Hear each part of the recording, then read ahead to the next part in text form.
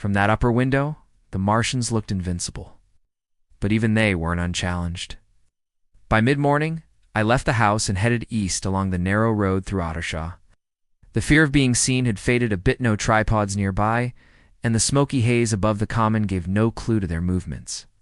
It was silent again. That new kind of silence, one that says the world is watching, waiting.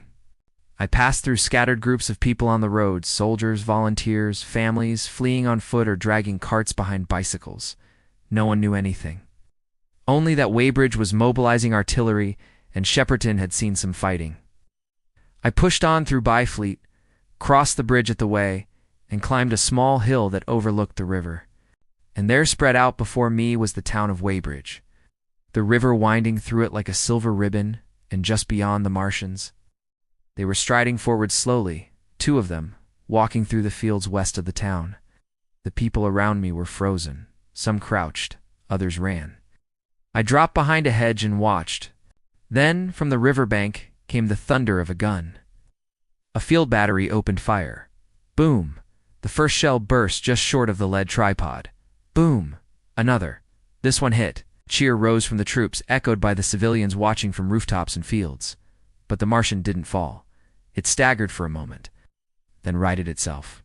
The second tripod behind it stopped moving. Its hood turned to face the gun crew, and then hissa, green flash, jet of steam, the heat tray. One moment the battery was there, the next it was gone. No screams, no wreckage, just a blackened patch of field where men had stood. A few seconds passed. Then the lead tripod lifted a leg and collapsed. A direct hit. The shells had torn through its limbs. It crumpled, slowly, like a dying insect. And again people cheered. Some even stood, wanted to scream at them to stay down. As the second Martian wasn't wounded, it was angry.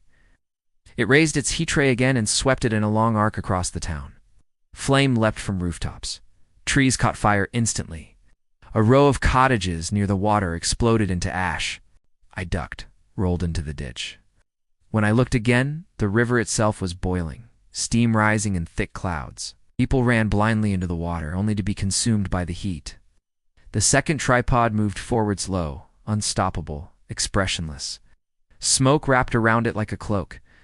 The only sound was crackling flame and the occasional shriek of steel from collapsing homes.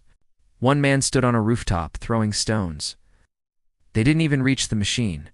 I watched until he vanished in fire. Suddenly, there was a new sound. A high, metallic hum. It came from the Martian's body, a low-frequency drone that made my teeth ache. A bright green mist began to spray out from beneath the tripod, spreading over the riverbank. The air shimmered. People started coughing, clawing at their throats. I backed away fast. The mist didn't rise. It hugged the ground like poison fog. I ran through the trees over the hill, away from the town. When I finally stopped, I turned back and saw nothing of Weybridge, but rising smoke and flashes of flame. They weren't just defeating us, they were cleansing the land. The Martians are learning, adapting, responding to our resistance with new weapons. In the next episode of The Martian War, the narrator joins forces with a frightened man of faith, and together they descend into a world of fear, hunger, and claustrophobia beneath the ruins. Subscribe now if you're following the invasion. Episode 13, How I Fell In with the Curate, is coming soon.